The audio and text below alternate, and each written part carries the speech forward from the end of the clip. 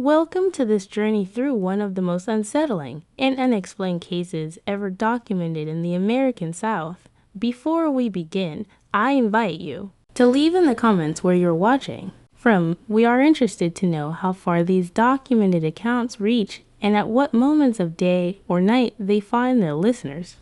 In the summer of 1844, something began in Vicksburg, Mississippi, that would challenge everything the wealthy landowners of the region believed about the world, about human nature, and about the boundaries between the natural and the supernatural. It started with whispers among field hands and house servants, spread to the offices of physicians and clergymen, and eventually reached the highest sea, Urkels of Mississippi society, where it would remain a closely guarded secret for more than a century.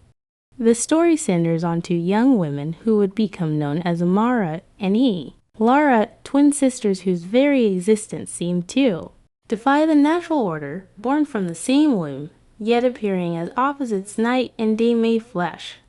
Amara possessed skin described in auction, records as dark as Mississippi soil after rain, with eyes that seemed to hold depths no human gaze should contain.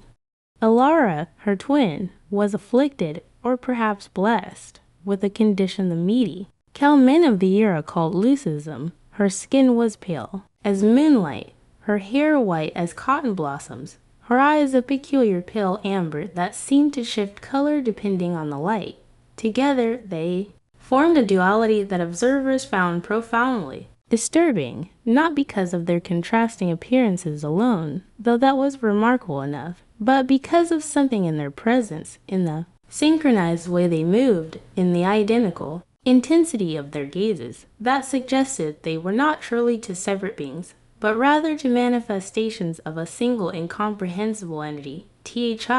S is not a story of romance or desire in any conventional sense. This is a chronicle of fear, obsession, and inexplicable phenomena that surrounded two women whose very existence seemed to mock the rigid racial categories upon which Southern society was built.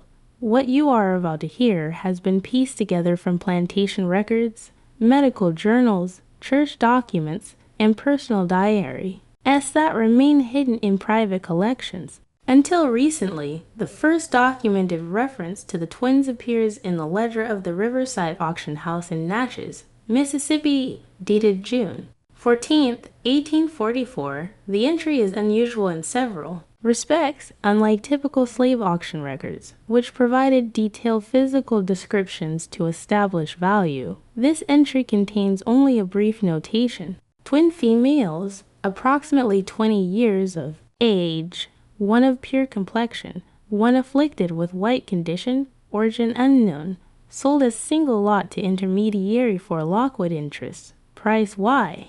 Withheld from public record. The selling price, when it was finally discovered in private Lockwood family papers in 1967, was staggering $18,000, at a time when a strong field hand might see lines for $1,500, and even the most accomplished house servant rarely exceeded $3,000.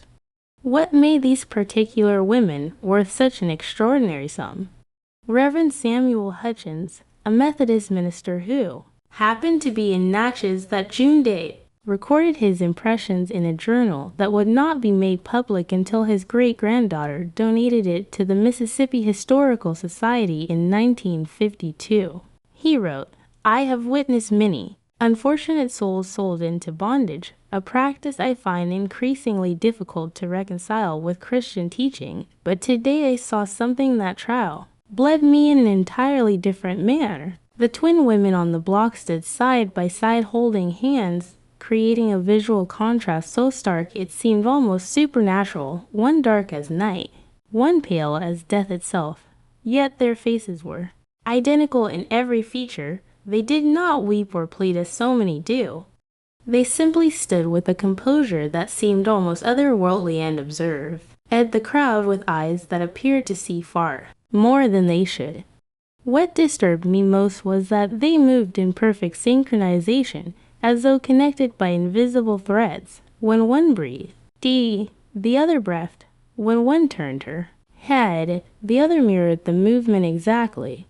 The Lockwood family was among the most powerful in Mississippi. They controlled 3 massive plantations totaling more than 15,000 acres, held significant political influence in both state and national Democratic Party circles, and maintained business connections throughout the South and into New York banking houses. Whatever motivated them to pay such an unprecedented sum for the twins, it was not a casual whim. Unlike every other enslaved person purchased by the Lockwood, the interest that year, Amara and Elara were not sent to work in the cotton fields or even join the main household staff.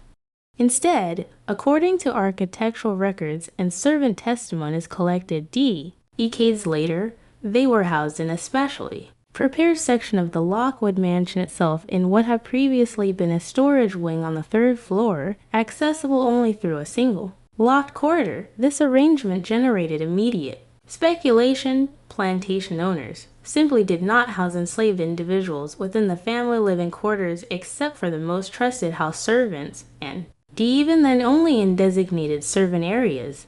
To dedicate an entire wing to 2 newly acquired people suggested either extraordinary favor or extraordinary caution. The truth, as later evidence will suggest, was the latter. The Lockwood family was not indulging the twins, they were containing them. The first indication that something was profoundly wrong came in August 1844, barely 2 months after the twins' arrival. Dr. William Mashfit, the family physician who maintained detailed records of all medical matters concerning the Lockwood household, was summoned to examine injuries both sisters had sustained.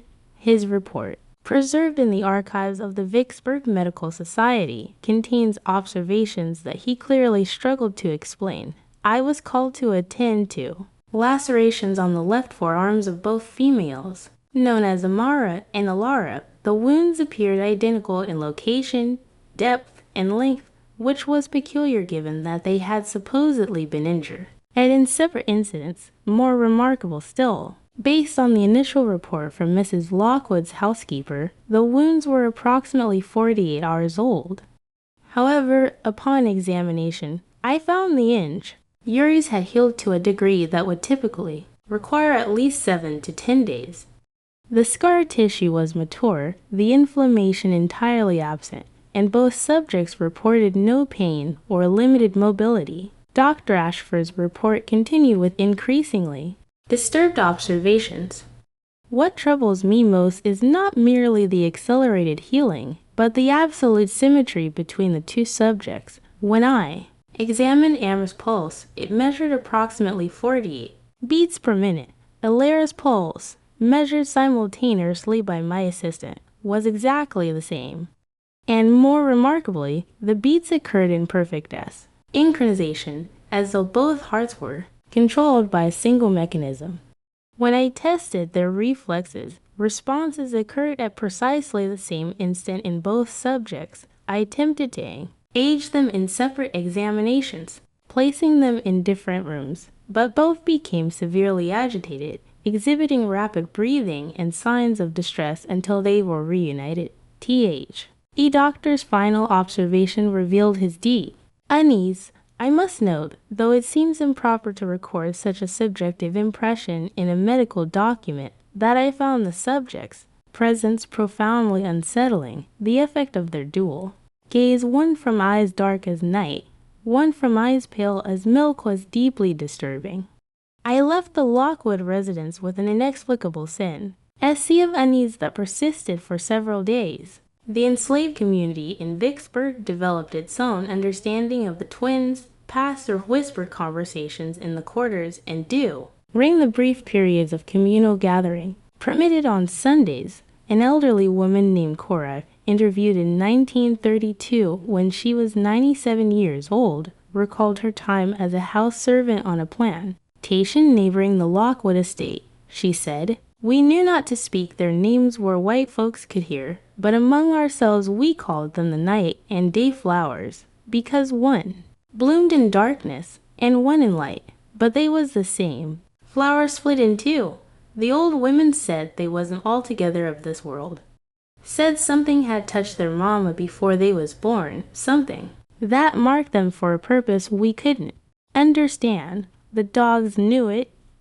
Dogs always know. They would whimper and high when the twins came near.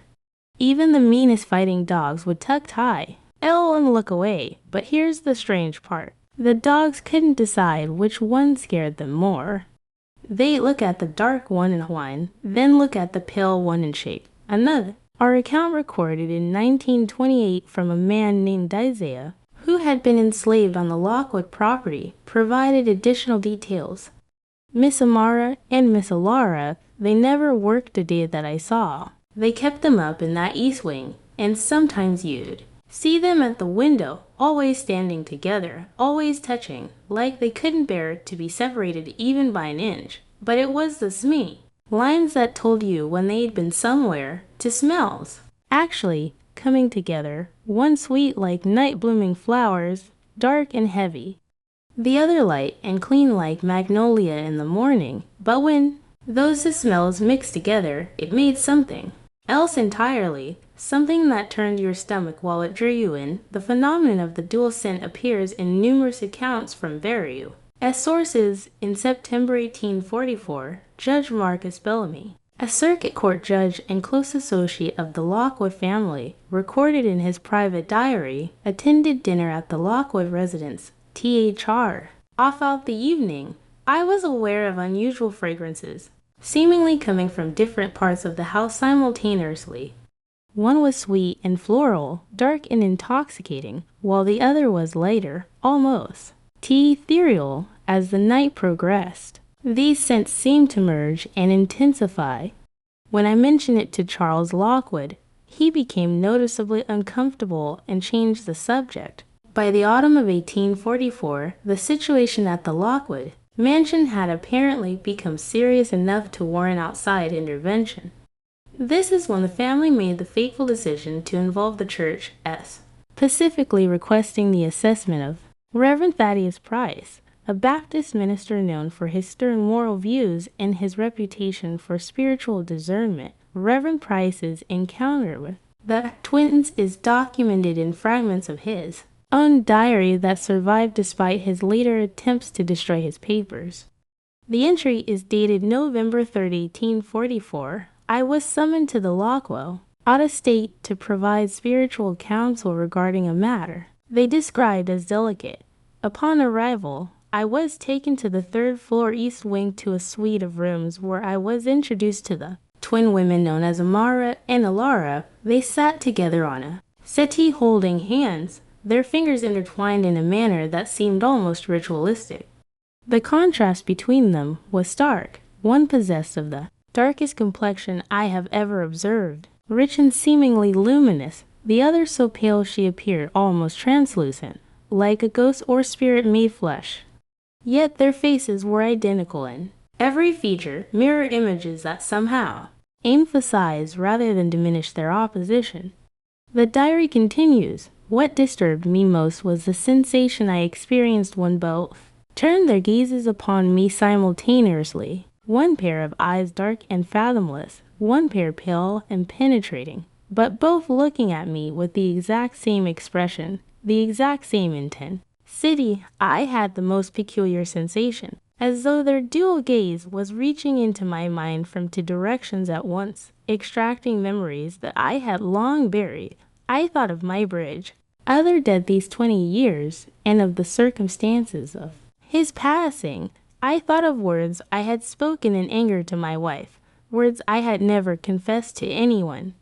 All of this rushed through my consciousness in the space of seconds, and I had the terrible suspicion that they were aware of every thought, that together they were reading my soul like a book open before them. The entry grows more disturbed. I attempted to engage them in conversation about spiritual matters. When Amara finally spoke, her words were not those of an ignorant or uneducated person. She said in a voice that seemed to resonate with deep tones, "Reverend, you speak of sin and salvation." Then Elara continued, her voice higher and clearer, but perfectly synchronized with her sister's rhythm. "But what if there are souls that exist outside that? framework are then together, in perfect unison. They said, what if there are people who were never meant to be saved or damned, who simply are the effect of their combined voices speaking as one was? Profoundly unsettling. What happened next is described in a subsequent entry dated November 5th, 1844, written in noticeably shaken handwriting. I preached this Sunday on the theme of resisting temptation, as I have done countless times before. But when I reached the pulpit and looked out at the congregation, I found I could not continue with my prepared sermon. Instead, I heard myself saying words I had not planned. I said, do not fight against the temptation, for it is already among us, walking into forms, speaking with 2 mouths, seeing with 4 eyes. The congregation sat in stand silence. I cannot explain what came over me. I felt as though I was standing outside my own body, watching myself speak words that are not mine. Reverend Price resigned from his pulpit in December 1844, citing health concerns. He never ministered again. His wife, in a letter to her sister, wrote, Thaddeus is not the man he was. Something happened during his visit to that cursed house. He wakes at night in terror, and sometimes I hear him weeping and speaking of mirrors and shadows and twins who are really one. He says, we are not safe, that there are things walking in the world that should not be. I fear greatly for his sanity. The impact of the twins' presence was not limited to those who met them dire. Cly, throughout the winter of 1844 and spring of 1845. A series of inexplicable events plagued the families and businesses associated with the Lockwood interests. Charles Lockwood's business partner, Richard Winton, died suddenly of an apparent stroke. At age 42, his widow mentioned in her private correspondence that in the weeks before his death, Richard had become obsessed with the mirror problem at the Lockwoods and had begun covering all the mirrors in their home. The overseer at one of the Lockwood plantations, Thomas McKinley, began exhibiting increasingly erratic behavior in March 1845. According to testimony from other plantation employees, McKinley claimed he could hear 2 voices speaking in harmony at night, singing words in a language he did not recognize. He told his wife that he had seen the twins standing at the edge of the cotton fields at dusk, though the Lockwood family insisted they never left their 3rd-floor rooms. On May 3, 1845, Thomas McKinley was found dead in his quarters from what was rolled a heart attack. His final journal entry contained only a single sentence written and rewritten dozens of times. They are not two. They are not two. They are not two. Most disturbing was the case of James Lockwood, Charles's younger brother, who managed the family's cotton gin operations.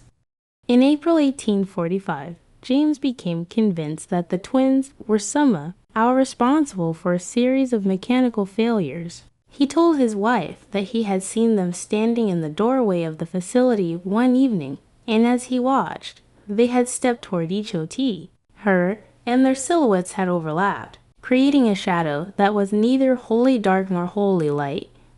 2 weeks later, James Lockwood was discovered in his office with his service pistol beside him, dead from a self-inflicted gunshot wound. He left no formal note, but on his desk was found a piece of paper with a crude drawing showing 2 female figures, one shaded dark, one left white, with an equal sign followed by a single figure that was half dark and half light. Below the drawing were the words, God help us when they remember they are one. It was after James's death that the Lockwood family made the decision to invite scientific examination of the twins. Dr. Adrian Rowley was a physician from New Orleans with advanced medical training in European institutions. He was brought to Vicksburg in June 1845, under conditions of strict confidentiality, paid a substantial fee, and given unusual latitude to conduct examinations that would not have been permitted under normal circumstances. Dr. Rowley's research journal, discovered in 1973 in a private collection in Louisiana, provides clinical details that read like something from a Gothican Avol, his entry from June 28, 1845 describes an experiment with blood transfusion. I have conducted a series of tests to determine whether there exists any physiological connexio, and between the subjects beyond their obvious genetic relationship. When I drew blood from Amara and introduced it into Elara's system, not only was there no adverse reaction, but Elara's vital signs began to synchronize even more perfectly with Amara's than before. More remarkable still, when I reversed the procedure, the same synchronization occurred. It was as though each transfusion strengthened the connection between them. A subsequent entry reveals even more disturbing findings. When the subjects are separated by distance, even by a simple partition plots, and between them so they cannot see or hear each other, both exhibit immediate and severe distress. Heart rates elevate dramatically, breathing becomes labored, and they begin to call out to each other in voice, as that seem to harmonize impossibly. But here is what truly defies explanation. Despite their obvious distress, their physiological responses remain in perfect synchronization. Their hearts beat in unison, their breathing falls into identical patterns as though they remain connected by some mechanism science has yet to discover. Dr. Rowley's entries became increasingly troubled. On July 15, 1845, he wrote, "I have begun to question the wisdom of this investigation. More troubling are the dreams. For the past week, I have experienced vivid nightmares in which I see through for eyes simultaneously to perspectives that somehow merge into a single vision that is more complete than ordinary sight.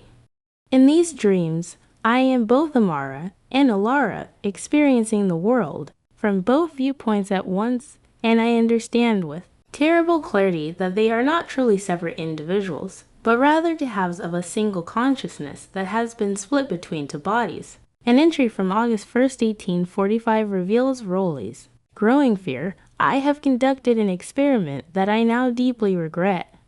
I asked the subjects to attempt speaking simultaneously, saying different words. Amara said, 'We are,' while Elara said, 'One soul,' but their words overlapped in such a way that the sounds merged, and what I heard was a third phrase that neither had spoken individually, something that sounded like, 'We are one soul, divided.' When I insisted they had said different things simultaneously, they smiled, and Amara said, 'Perhaps you heard the truth that lies between our words.' Elara completed the thought, 'Perhaps you heard what we actually are rather than what we appeared to be.'" The final entries in Rowley's journal reveal a mano and the edge of psychological collapse. On August 18, 1845, he wrote, "This morning, while conducting routine examinations, I positioned myself so that Amara was to my left and Elara to my right, and for ABR.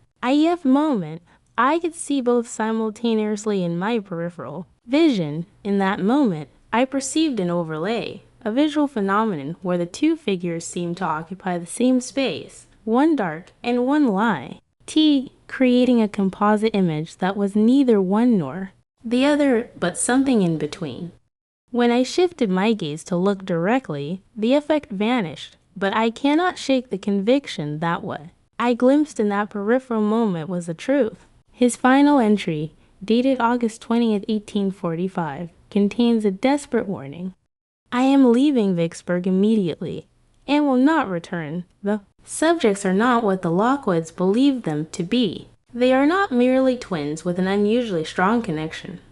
They are fragments of something that was never meant to be divided, something that is actively seeking to become whole again. I strongly advise that they be kept separated at all times, that they never be allowed to touch for extended periods, and that under no circumstance should they be allowed to see their own reflections together in a single mirror. I have seen what happens when they stand before a mirror together. The reflection does not show the figures. It shows one. Dr. Adrian Rowley was found dead in a swamp outside Vicksburg 6 days later. His body showed no signs of violence or struggle.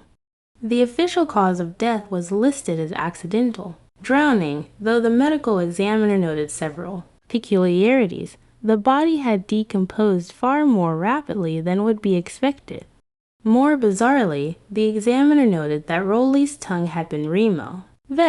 Most disturbing was a detail mentioned only. In the examiner's private notes, Rowley's eyes had changed color. One had become very dark, almost black, while the other had become pale, almost colorless, after Dr. Rowley's death. The Lockwood family's approach to the twins changed dramatically. New rules were implemented with strict enforcement. The twins were no longer allowed to hold hands or touch each other for more than brief moments. Their rooms were separated with a locked door between them. All mirrors were removed from their quarters. Most significantly, they were never allowed to be in direct sunlight together. At the same time, a letter from Margaret Lockwood to her sister written in September 1845 provides some insight. We have been advised that the subjects must be kept as separate as possible without causing them actual harm. It seems their connection strengthens when they are in physical contact, and that sunlight somehow facilitates the strengthening. James understood this before his death. Though it drove him to despair, he saw something that convinced him of the danger. I think of them sometimes. Those poor creatures split between two forms longing to become whole. Is it mercy to keep them separated, or is it cruelty? Despite these precautions, incidents continued. Servants reported hearing singing at night, to voices in perfect harmony. Though the twins' rooms were on opposite ends of the wing, the mixed fragrance grew stronger, permeating the entire mansion. Guests began declining invitations, though the truth was that the house had acquired a disturbing reputation. In February 1846, a new phenomenon began. Several neighboring plantation owners reported seeing identical figures, one dark and one light, standing at the edges of their properties at twilight. The figures never moved, never spoke, simply stood watching. The disturbing aspect was that these sightings occurred simultaneously at different locations, miles apart. At times when the Lockwood household staffs were both twins were secured in their rooms. A planter named Harrison Wade recorded in his diary, "I saw them again tonight, standing at the boundary of my northern field. I took my rifle and approached, but as I drew near, I realized I could see through them as though they were projections or spirits. I called out, and both turned to face me. Then they began to walk toward each other, and as they did, they became more solid. When they met and touched hands, there was a moment when I could not distinguish between them. Then they were gone, leaving only that strange mixed fragrance and a feeling of profound wrongness." The Lockwood family, growing increasingly desperate, contacted Professor Elias Thornton from Yale College, who specialized in animal magnetism and mesmerism. He arrived in March 1846 and spent 2 weeks attempting to study the twins. His private journal tells a disturbing story. March 15th, 1846, the subjects exhibit a connection that transcends any known biological or psychological mechanism. They complete each other's thoughts, mirror each other's movements, and display physiological responses that synchronize, regardless of physical separation. More remarkably, they seem capable of projecting themselves beyond their physical bodies. I have verified with the household staff that both subjects were in their rooms at times when they were reportedly seen miles away. Professor Thornton's journal entry from March 22nd reveals his growing alarm. "I have begun to dream their dreams, vivid visions of a time before their birth, of a single soul being torn in half, of darkness and light separating into distinct forms, of a terrible loneliness that can only be assuaged by reunification." The professor's final entry, dated March 24th, 1846, is chilling. "Last night, I was awakened by the sensation of being watched. When I opened my eyes, I saw them both standing at the foot of my bed. Though I knew this was impossible, as their rooms were locked, they were holding hands, and where their hands joined, the boundary between them Aimed to blur, they spoke in unison. We are tired of being divided. We want to be whole again. Then they simply faded. I will recommend to the Lockwoods that they release these women, for I do not believe any force on earth can keep them separated much longer. Professor Thornton's warning went unheeded. The Lockwood family tightened their security measures instead. This proved to be a fatal miscalculation. On the night of April 30th, 1846, during a powerful thunderstorm, something occurred at the Lockwood mansion that would never be fully explained. The following morning, the guards assigned to the East Wing were found unconscious. All three of them collapsed with identical expressions of terror frozen on their faces. When revived, none could remember what had happened. The one kept repeating, they merged, over and over. The twins' room stood open. Both doors unlocked from the inside, the rooms themselves re-empty, but on the wall between them was a mark that no one could adequately explain. It appeared to be a scorch mark, but it was neither wholly dark nor wholly light, seeming to shift between the two depending on the angle from which it was viewed. Its shape suggested a human form, but one that contained two figures overlapping, merging into a single impossible shape. More disturbing still was what hour aught was found in each room. In Amara's darker quarters, everything had become slightly paler. In Elara's paler quarters, everything had darkened slightly. It was as though each twin had left behind some essence of herself, or perhaps had taken some essence of her other half in preparation for a merging that had finally occurred. The Lockwood family immediately organized search parties, offering substantial rewards, but from that night forward, Amara and Elara were never seen together again in any verifiable way. What did continue were sightings, reports that would persist for decades throughout the late 1840s and into the 1850s. People reported seeing strange figures at twilight, sometimes a dark woman alone, sometimes a pale woman alone, but most often both simultaneously in different locations. But there were other reports that spoke of something else entirely. Several witnesses claimed to have seen, in particular lighting conditions, a single figure that seemed to be both dark and light simultaneously, a woman whose appearance shifted depending on the angle of view. An account from 1849 recorded by a traveler named Marcus Whitfield describes such an encounter. I was riding along the Natchez Road at dusk when I saw a woman standing by the roadside. As I approached, I could not determine if she was of dark or pale complexion, for she seemed to be both. When I drew alongside her, she turned to face me, and I saw that she possessed four eyes, to dark and to pale, all looking at me with the same expression of profound sadness mixed with triumph. I heard a voice, or perhaps two voices speaking in perfect unison, say, we are almost whole again. Soon we will be one. Then she, or they, simply stepped backward and vanished. The Lockwood family never recovered from the scandal. Charles Lockwood died in 1848 of what physicians termed a wasting disease, though those who attended him spoke of how he would call out in his delirium about the merging into becoming one. His wife Margaret retreated from society entirely. The mansion stood empty for many years, as no one wished to purchase a property with such a disturbing history. Interviews with descendants of enslaved people who had served in the Lockwood household revealed that stories of the twins had been passed down through generations. One particularly detailed account came from the great-granddaughter of a chambermaid.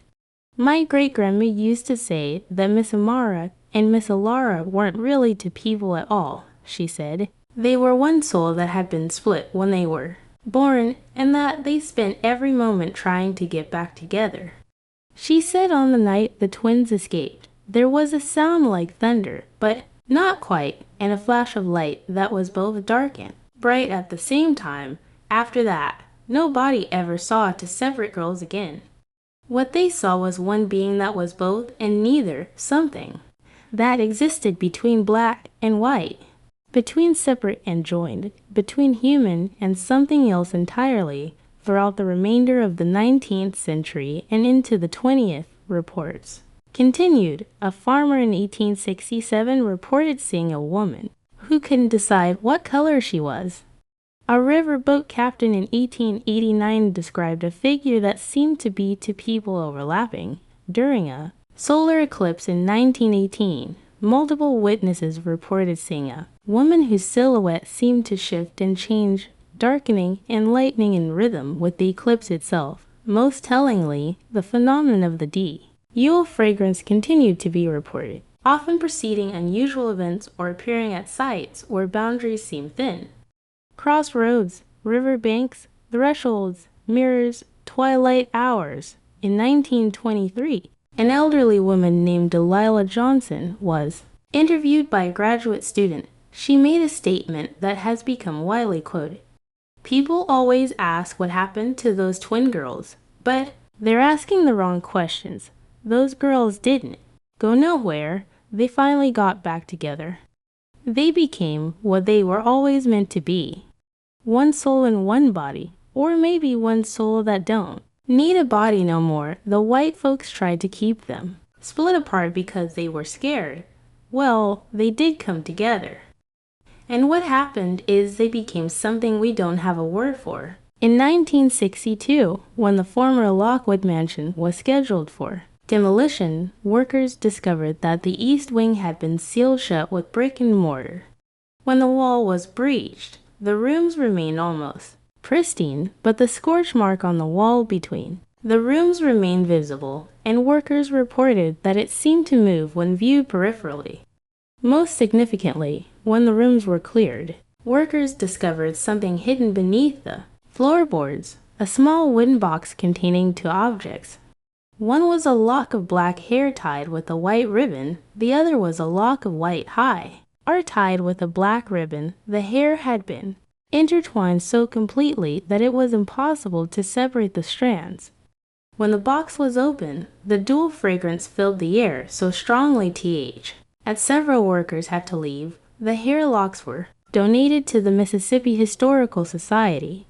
Attempts to analyze them using DNA technology yielded confusing results. The black hair and white hair showed genetic markers suggesting they came from a single individual, as though one person had produced two distinct types of hair.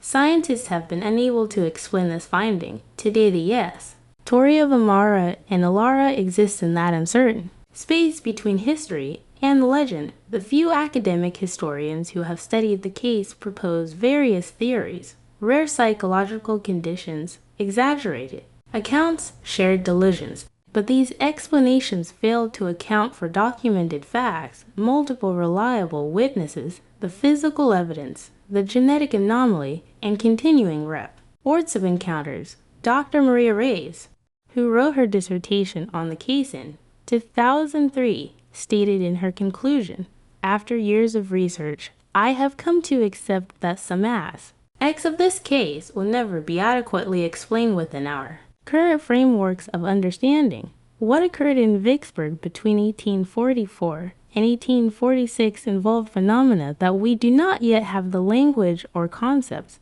to fully comprehend. They began as two. They strove to become one, and if the continuing reports are to be believed, they succeeded in achieving a state that is neither two nor one. Boo. T something else entirely. To this day, people in Mississippi claim to encounter what they call the Twilight Woman or the Sister Soul, a figure seen at dusk or dawn at crossroads and there at shoals, a being that seems to be both dark and light, both one and two. These accounts are easily dismissed as folklore. But then there is the scent. Multiple people, many with no knowledge of the historical case, report encountering a strange, mixed fragrance, dark, heavy flowers combined with light, ethereal blossoms. And those who encounter this fragrance sometimes report a feeling of sense, a sense of being observed by four eyes too, dark and to pale of being seen from two perspectives simultaneously. Perhaps the final word belongs to an anonymous entry in the Mississippi Historical Society's archive guest book, written in 2015. I came here to research my family history and happened upon the Amara and Elara files by accident. As the sun set, I swear I smelled flow. Earths, two types blending together. When I looked up, I saw reflected in the window glass a figure standing behind me. But when I turned, no one was there, yet in the reflection, I could still see her, or them one form that seemed to contain two, looking at me with eyes both dark and light. I heard, or perhaps felt, words. We are still here, still together, still one and two, and neither we are what happens when the divided finally merges. Then the reflection faded, leaving only the mixed scent of flowers, and so the story of the most seductive enslaved twins in Mississippi. Pie history ends, or perhaps does not end, but continues in a different form, transformed from documented history into persistent mystery. Something extraordinary occurred in Vicksburg in the 1840s, something that still echoes through the region in whispers, and scents and strange sightings. On humid nights in Mississippi, when the air is thick and the boundary between day and night seems uncertain, some people still report encountering that mix, fragrance of dark and light flowers, and those who know the story will whisper a prayer or blessing, acknowledging the presence of something that as divided but refused to remain separate, something that fought its way back to wholeness, something that exists now in that liminal space between one and two, between present and absent, between the natural and the supernatural. They say if you listen carefully in those moments, you can hear singing, two voices in perfect harmony creating overtones that resonate in the chest, and bones singing in a language that communicates directly to something deep within us about what it means to be split and to yearn for reunification, what it means to be divided and do fight to become whole again. And perhaps that is the true lesson of Amara and Elara. They remind us that there are bonds strong enough to transcend any barrier, connections deep enough to survive, and why attempt at separation, and that sometimes, against all odds, love will find a way to become complete again. The bizarre secret of the most seductive enslaved twins in Mississippi history is not that they were beautiful or that strange phenomena occurred in their presence. The secret is that they were never truly two separate beings at all, but rather one soul that had been torn in half, and that they spent their entire observable existence fighting to undo that division, and if the legends are true, they succeeded. They are whole now, existing in that space between, visible, yet only at certain times when the light is neither full day nor full night, when the world itself seems balanced between different states of being, and in that space they are together, finally and forever, one soul in one impossible form that is both dark and light, both present and absent, both of this world and beyond it. That is the bizarre secret that no one could ever explain. It speaks to something so profound and so fundamental to the human experience that we lack the language to express it fully. The knowledge that we are all in some sense divided from ourselves, separated from our wholeness, and that our deepest longing is to be reunited with whatever part of us we have lost, to become complete, to be finally, impossibly, perfectly whole.